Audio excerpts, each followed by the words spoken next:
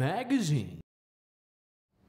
So with your songwriting process, how does it, is it a shared effort, like you were talking about, like the way you're composing your songs and stuff like that? How is it like a certain way of writing that you process? Ben is the primary songwriter, and he presents demos to the band, and then we all, I mean, I present music to Ben, Chris presents music. There's 2 or 3 songs that Chris presented music for on Codes and Keys. I can't remember if it's 2 or 3 right now, but anyway, like I said, the blueprint generally starts with the lyric and the melody that Ben comes up with, and he's a very proficient writer who, every time we're not on the road, I can envision him literally getting up in the morning, shaving, going to get coffee, coming in the back door to write songs again to his same house. He's a hard-working guy like that, and it means that we usually have a whole lot of material that we need to work through, and not everything makes a Death Cab album. Sometimes things are B-sides or used for, film or whatever compilation is happening, but the core of the Death Cab songs that wind up being recorded for each album then go through a process of often rewriting, and sometimes all we do is hang on to the vocal and maybe a guitar part and change the feel and time of the song. And the great thing is that Ben is never so precious about his demo that like we need to preserve, like this is the way it has to be. And we've just learned that over time that the sum is greater than all of us are greater than the sum of the parts, so we've been kind of loose with the fact that like sometimes a song will come in and it'll completely change, or it'll be like an I'll Follow You Into the Dark, and just the voice and the guitar, and I'm like, I don't want to touch it, I don't want anything to do with it, I don't want to play drums on it, I feel like I'm going to ruin the purity of this song. So it's a case by case basis. So you've recently released the remixed album of your the previous album. What spurred that idea to remix? The Keys and Codes remix EP it was just time to do a remix EP. We've had opportunities in the past. We've had people approach us and say, hey, if you ever want to do a remix, we'd love to be the ones to do it. But we haven't yet. I don't know if it was like letting go, or if it was like, I think for us, the way that we mixed this record, the way it was largely done in the, recorded into Logic in the computer, and then we had what's called stems to produce the mixes from. That is already in a format that makes it, not to get too technical, but it's like remix ready, versus like the process of recording Narrow Stairs, which was on analog tape, and it's a whole nother process of transferring stuff from remix engineers. So, we had this short mix list. It was I think it was probably an Atlantic Records idea, like, hey, would you guys be into this? And I think they've asked us every time. We've said no, but this time we're like, sure, why not? And we made a short list of people that we would love to give it a shot, and all of a sudden they came back with a much bigger list, and that list grew, and people got word, and there was very much an opportunity to do like a full album's worth, like all the songs, but we wanted to keep it more concise than that. And it's funny, your very own cut copy was the second submission that came through, and it was awesome to hear what they did. And Andrew Mowry's Some Boys was the first thing we heard, and both of those songs were very different. And what I love most, or what we all loved, is that none of the remixes were anything like a version that we could have ever done as a band. Not production, not playing, performance, whatever. So to me, a real great remix EP is exactly that. Like, it's nothing that the band would have done. Like on Foo Fighters' Wasting Light, the Dead Mouse remix of Rope is one of my favorite remixes of the last probably 10 years. And that's what we all wanted, was to have something that didn't sound like we could have done it ourselves. And sometimes there's a fuzzy line, when a remix artist remixes a remix, a remix of a remix. Who's gonna remix the Skrillex remix, So none of us were that interested in that sort of thing. So I think it came together really well, and I've heard it on the radio, and a few times had to like double back because it sounds familiar, but I'm not sure why.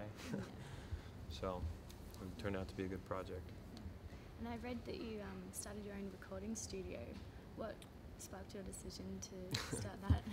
Started my own recording studio because I had too much equipment. My house was bursting at the seams with a lot of gear, and I needed a place to store it. And I found a space that was big enough to store it, and then I also wanted to be able to record there, and then the concept of, well, maybe the band should be able to demo stuff here, and then it just kind of grew from there, and next thing you know, it was a commercial recording studio, and it's actually not that anymore. It was, I just had this little window where I decided that was my hobby, and then I passed it on to someone else, built another studio at home for myself. Yeah. So it was, you know, there were probably, I think there was almost 50 records recorded there. Death Cab did parts of Narrow Stairs and Codes and Keys. St. Vincent did Strange Mercy, a lot of the writing for Strange Mercy there, just before, she was the last one in there, I think, before we closed the doors down. But it was, you know, if I made records for a living, if I was a producer and engineer on top of doing this, I would probably still have it, but it was just I want to see if I can climb this tree type, you know, scenario, and then I climb down. Would you ever go into producing at all? My favorite thing to do is just to be hired by people to play on their records, whether it's Matt Nathanson or Keegan and Sarah or whoever else, because they like what I do and they really are interested in my opinions about their songs and where things should go. So that is a very loose sort of producing role, but I don't know if I could ever be so disciplined and organized as to be in charge of an entire album. Like everything that goes into seeing a record, you know, from its embryonic stage to delivering it to the label, and like everything that producers do these days, and having the foresight to know what's going to be, you know, how a record should sound in the early stages. Like I don't know if I could do that. Maybe, but not as long as I'm living on the road 8 months out of the year. And you mentioned Tegan and Sarah. How did you get to be drumming with them? I've heard that you supported them. You know, Chris Wallow, my bandmate, produced the Con, and they had a new drummer at the time, but he was so new, I don't think that they weren't sure if they really wanted to make the record with him. And so I got called in kind of late in the game. Like, I think the drums were the last thing to happen for the Con, and met them, and we got along famously, and we had so much fun that after the Con we ended up pairing up and doing the same team with one other producer named Howard Redicott, and Chris played bass on Sainthood, and he and I played together, of course, once more. So, you know, my relationship with them has been a big lesson for me in terms of just really working with really creative people who are kind of the same and completely opposite, you know, in the same day. And it's always good to work with people outside your band, because everything that we learn, you know, every time Ben does a solo project or Chris, you know, works with another band, we all take that stuff and bring it back into what it is we do, and it informs, you know, how we record our records every time we do it. Just to wrap things up with the final question, Ben's been quoted as saying, because you've changed the kind of the format of the band so many times and you've gone through a few drummers, he said that, you know, you're probably going to be the last, and that's, what do you think about what you do musically and what the band did when you joined 2003? What do you think about it, kind of that just works so well together? I'm bigger than the rest of them, so there's a certain amount of intimidation that I have that I think that the other drummers didn't have. No, I mean, chemistry cannot be discounted in terms of the success of any band, and I just don't think that, like, Ben and Nick and Chris all had chemistry from the get-go. And, you know, not to say they didn't have chemistry with Nathan Good, their first drummer, or Michael Shore, their drummer before me, but there was something that was meant to happen when I joined, which was actually October of 2002, and I think that the evidence was in the fact that when Transatlanticism came out, it quickly did twice as many records as anything else, and then 3 times as many, and then all of a sudden it was a gold record. And to me, that's not like because of my great ability to play as much as the fact that the chemistry was right and the thing boiled.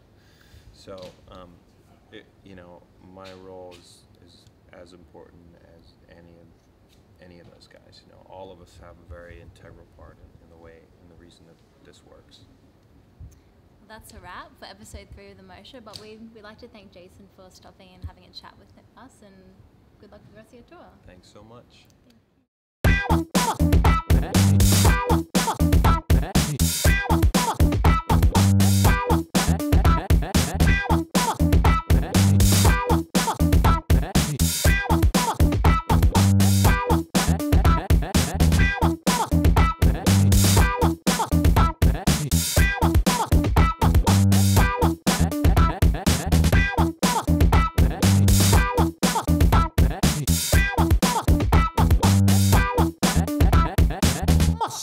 Magazine.